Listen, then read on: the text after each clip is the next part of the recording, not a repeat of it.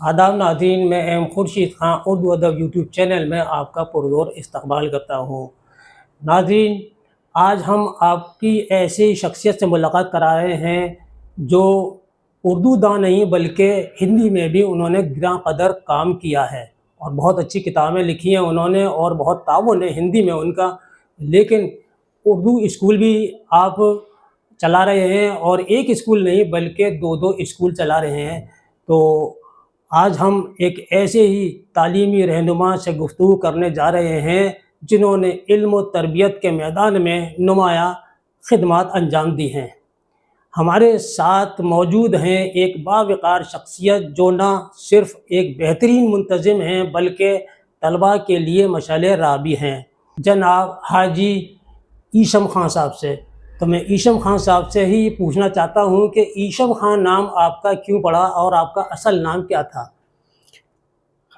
दरअसल बात यह है कि जब हम गांव में रहते, वहाँ पर जो भी प्राइमरी स्कूल में जो भी टीचर्स होते वो सब नॉन मुस्लिम होते, और उन्होंने हमारे घर के वालिद साहब ने बताया कि हमारे बेटे का नाम यूसुफ खान लिखिए। यूसुफ खान की जगह पर उन्होंने ईशम खान कर दिया। अच्छा जी, तो वही चल रहा है आपका ये? जी वही हाँ चल हाँ, रहा है। हमारे वालिद पढ़े लिखे नहीं थे, उन्होंने इसमें तवज्जो नहीं दी। धीरे धीरे हमने हाई स्कूल कर लिया। जब हाई स्कूल हमने जब कर लिया तो वही नाम हमारा सर्टिफिकेट में रहा। जब हमने अपनी तालीम को आगे बढ़ाया, अलीगढ़ मुस्लिम यूनिवर्सिटी में, प्री यूनिवर्सिटी में जब एडमिशन लिया तो यहाँ पर हमारा नाम है का एहसान कर दिया गया। वाह!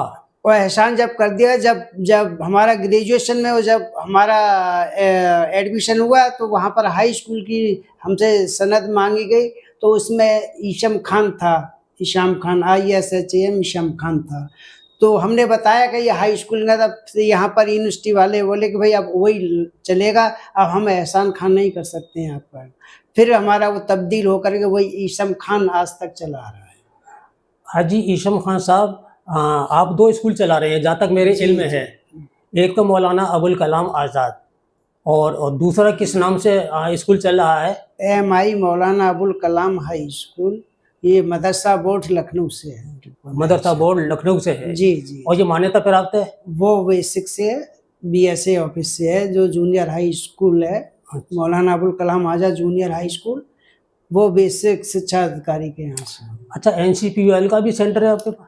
जी सर, मेरे यहाँ पर NCPUL के शुरू में पहले डिप्लोमा उर्दू लैंग्वेज का सेंटर था। उस पे मेरी काफ़ी इतने बच्चे आए मेरे। उसके बाद NCPUL वालों ने मुझे फिर कहा कि भाई अब आप अरबिक का ले लीजिए। तो उन्होंने अरबिक का अप्लाई किया, तो मुझे अरबिक के सेंटर दोनों मिल गए, एक डिप्लोमा अरबिक का और एक सर्टिफिकेट अरबिक का। तो स्टूडेंट आसानी से मिल जाते हैं इस इलाके में? इस आसानी से तो नहीं मिल पा रहे हैं अब जी। अब तो हमको ढूंढना ही पड़ता है, तब जा कर के हमको पूरा करना पड़ता है। फिर असल में हमारा ये इधर का जो बैकवर्ड इलाका है, यहाँ पर 200 रुपये देने में भी परेशानी होती है बच्चों को, क्योंकि वो कारखानों में काम करते हैं।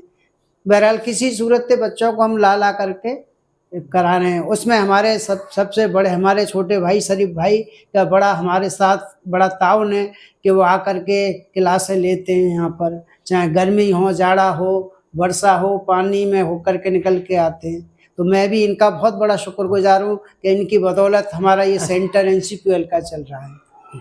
मौजूदा दौर में जो तालीम के मेयार को बेहतर बनाने के लिए किन किन इक़दामात की ज़रूरत होती है? कि जैसे अभी आपने बताया कि हम बड़ी मुश्किल से तलबा को लेकर आते हैं, समझाते हैं, दाखिला कराते हैं उसका, तो और भी कोई ऐसी परेशानी आती है? जी, हम जब बच्चों को तालीम के लिए कहते हैं कि भाई तालीम, घर वालों को कहते हैं भाई तालीम हासिल करिए, पैसे की कोई बात नहीं है, पैसे अगर हों तो कोई बात नहीं है और ना हो तो हम इंतज़ाम करेंगे। तो हम 2-4 हमारे प्रोफेसर वगैरह ऐसे हैं कि उनसे हम बता देते हैं भाई ये गरीब बच्चे, इनकी कोर्स वगैरह दिलवा दें। तो वो लोग मिल कर के, डॉक्टर अमानुल्लाह साहब हैं हमारे डीन फैकल्टी ऑफ मेडिसिन में, वो भी ताउन करवा देते हैं। 2-4 बच्चों का उन्होंने पिछले साल भी कराया। तो इस तरीके से हम कोशिश करके उन बच्चों को भी पढ़ाने की कोशिश करते हैं जिनके पास पैसा भी नहीं होता है। अच्छा, ये 2 सेंटर तो आपके पास हैं और दोनों स्कूल भी आप चला रहे हैं, माशाल्लाह बहुत बड़ी खिदमत अंजाम दे रहे हैं आप। और ये जामिया उर्दू एक यूनिवर्सिटी है, जी। उर्दू यूनिवर्सिटी है, उसका भी सेंटर आपके पास है। उसके जो तलबा आते हैं तो वो उर्दू जानते हैं और अपना ही काम जो है मेहनत से पढ़ते हैं, मेहनत से लिखते हैं।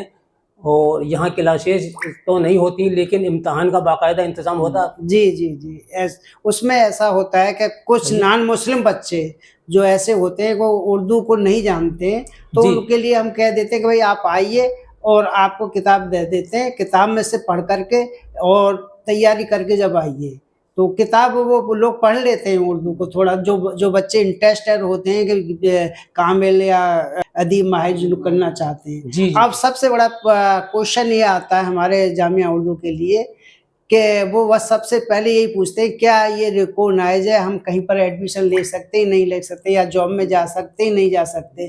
तो जी। इसकी वजह से मेरे पास जिस वक्त सेंटर था तो 80-80 85 बच्चे थे, मगर अब धीरे धीरे डिस्टेंस कम होती चली जा रही है।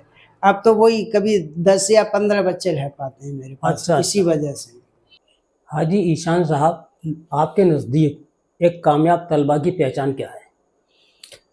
हमारे मुताबिक ये है कि अगर हमारा कामयाब तलबा है और पढ़ने में अच्छा है और वो अपनी कामयाबी की तरफ जा रहा है तो वो तलबा सबसे बेटर होता है हमारे लिए। सही बात है। जी, जी। और वो तलबा 2-4 तलबा मेरे ऐसे हैं कि आज वो अच्छी जगह पर काम भी कर रहे हैं। मिसाल के तौर पर टीचर भी है कोई तलबा मेरे यहाँ से जिसने किया है। अच्छा, एक और मेरे ज़हन में सवाल आ रहा है कि ऑफ़लाइन और ऑनलाइन, जी। ये 2 तरह से आजकल तालीम जी, हासिल की जा रही है, जी, ठीक है जी, नहीं? जी। तो आपकी नज़र में ऑनलाइन की क्या अहमियत है और ऑफ़लाइन की क्या अहमियत है? मेरे नज़र में ऑनलाइन जो है पढ़ाई की जो ट्रेडिशन है, यानी पढ़ाई जो आज पढ़ाई जा रही है आज ऑनलाइन, ऑनलाइन की तो जितनी आप कहें कि वो ज़्यादा अच्छी नहीं है अच्छी ऑनलाइन। नहीं है ऑनलाइन की। सबसे ज़्यादा ऑफलाइन है। नॉलेज आएगी क्योंकि नहीं? उसको नॉलेज नहीं नॉलेज आएगी। नॉलेज नहीं आएगी। ऑनलाइन में जब हम यहाँ से बोलते रहेंगे वो बच्चा सुन करके अपना करता रहेगा, वो दोबारा पूछ नहीं सकता है हमसे। जी, जी, जी। और ऑफलाइन में एक बार नहीं 10 बार हमसे पूछेगा कि इस क्वेश्चन के बारे में कि इसका आंसर सर में ये नहीं है तो ये कैसे है। जी, तो जी। हमारी नज़र में सबसे ज़्यादा जो ऑफलाइन ही पढ़ाई सबसे बेटर है। अच्छा, माँ-बाप के लिए तलबा की तालीम में क्या किरदार होना चाहिए माँ-बाप? माँ-बाप का ही असल किरदार होता है बच्चे की पढ़ाई-लिखाई के लिए। उसका पहला मदरसा जो होता है, पहला मदरसा उसका घर होता है। माँ-बाप वही होता वही है होता है। और सबसे ज़्यादा माँ का ताउन होता है। बाप एक बाहर का होता है और माँ उसको सुबह उठ कर के तैयार कराना और उसको खाना खिलाना, नाश्ता कराना, ड्रेस पहनाना, वक़्त पे उसको उसके स्कूल तक पहुँचाने का इंतज़ाम करना, भले ही वो चाहे अपने व्हीकल से जाए, कैसे भी जाए। जी, जी। तो सबसे ज़्यादा रोल होता है माँ का होता है इसके अंदर। सही बात है। तो बड़ी अगर माँ अगर बच्चे को कुछ कामयाबी की तरफ ले जाना चाहती है और बच्चा कामयाब होना चाहता है, तो वो बच्चा आगे कामयाब होगा। जी, जी। तो बहुत सबसे बड़ा ताउन माँ का होता है। नाज़रीन, आप देख रहे हैं हमारा उर्दू अदब यूट्यूब चैनल और आज का मौजू है उर्दू तालीम और गुफ्तगू हो रही है हमारी हाजी ईशान साहब से। और यहाँ पर तशरीफ़ रखते हैं एक बहुत ही मोतबर उस्ताद जिनका नाम है मोहम्मद शरीफ खां सामिर। सामिर साहब, आप भी इस इदारे से जुड़े हुए हैं। जी। तो आप यहाँ पर तलबा को कौन सी तालीम दे रहे हैं जिससे तलबा मुस्तफ़ीद हो रहे हैं? उर्दू और अरबी की तालीम देता हूँ। उर्दू का एक डिप्लोमा है वो, और अरबी का सर्टिफिकेट कोर्स है और डिप्लोमा है वो 1 साल का और 2 साल का है। अच्छा। तो इसलिए वो उसी को पढ़ाता हूँ, एक असतज़ा के फ़राइज़ अंजाम दे रहा हूँ। आप तो एक शायर भी हैं। जी जी एक अच्छे शायर भी हैं और शायर तो खैर उर्दू में ही शायरी करता है। जी जी। तो अरबी का शौक़ आपको कैसा पैदा हुआ जो आप आज तालिब इल्म को अरबी पढ़ा रहे हैं? अरबी का ऐसा हुआ कि खुदवाई साहब थे प्रोफेसर, जी। उन्होंने सुल्तान जहाँ में एक सेंटर लिया था। जी। तो सब सेंटर लिया था तो उन्होंने कहा कि शरीफ साहब आप जाइए, पैसे मैं दूंगा, आप वो करिए। अच्छा। तो मैंने वहाँ से कोर्स किया था, तो वो सर्टिफिकेट मेरे पास था, तो ईशान भाई को जमा कर दिया, तो उन्होंने कहा आप अब पढ़ाइए हमारे यहाँ, तो इसलिए पढ़ने लगा। अच्छा, उर्दू में और अरबी पढ़ाने में जी जो आपका तरीका है और जो तलबा के समझने का है, जी। तो कोई ऐसी मुश्किलात तो सामने नहीं आ रही जिसकी वजह से कि तलबा नहीं समझ पा रहे हों अरबी को? नहीं, ऐसा कुछ नहीं है। उनको यहाँ पढ़ाया जाता है, सवाल हल कराए जाते हैं, सारे फिल इन द ब्लैंक्स कराई जाती है, सब चीज़ उसका ट्रांसलेशन कराया जाता है। अच्छा, सबक का ट्रांसलेशन करा देते हैं, उर्दू में बता देते हैं उनको अरबी से, और उनके क्वेश्चन करा देते हैं, और खाली जगह जो भरने के लिए सब जो है वो सारा पूरा दे देते हैं। हाँ, वो तो अरबी को अच्छी तरह से समझ लेते हैं। जी, समझ लेते हैं। क्योंकि अरबी और उर्दू में मेल जोल है, जी, ठीक है नहीं? और ऐसे अल्फाज हैं कि जो अरबी पढ़ने वाला उर्दू आसानी से पढ़ लेगा जी, और उर्दू पढ़ने वाला अरबी अरबी को आसानी समझ लेगा। ये बहुत अच्छा। ठीक। तो आप क्या सुबह आके क्लास करते हैं? नहीं, हफ्ते में 2 बार क्लास करता हूँ यहाँ। हफ्ते में 2 बार। तो अच्छा। वो सुबह 8 बजे इतवार में सुबह 9 बजे से स्टार्ट होती है, तो 11 बजे तक रहती है। तो ईशान साहब बहुत ये ईशान काम कर साहब- रहे हैं। ईशान साहब के बहुत अरबी का, फारसी का इस स्कूल में काम चल रहा है। तो मैं ये- समझ रहा हूँ कि आजकल मैंने बहुत से स्कूलों के इंटरव्यू लिए हैं, तो मैंने नहीं देखा कि इतनी ज़बानों की तालीम यहाँ दी जाती है। ये तो स्कूल से मुताल्लिक और तालिब इल्म से मुताल्लिक बातें हो गई। अब आपके अदबी काम की तरफ हम चलते हैं कि आपने जो उर्दू से हिंदी में काम किया है या और हिंदी में आपने किताबें लिखी हैं या उसमें आपने मदद की है, तो वो ऐसी कौन-कौन सी किताबें हैं? मेरे सामने रखी हैं किताबें, तो वो किताबें हमारे नाज़रीन को दिखाइए कि कौन-कौन सी किताबें हैं, उनके क्या नाम हैं?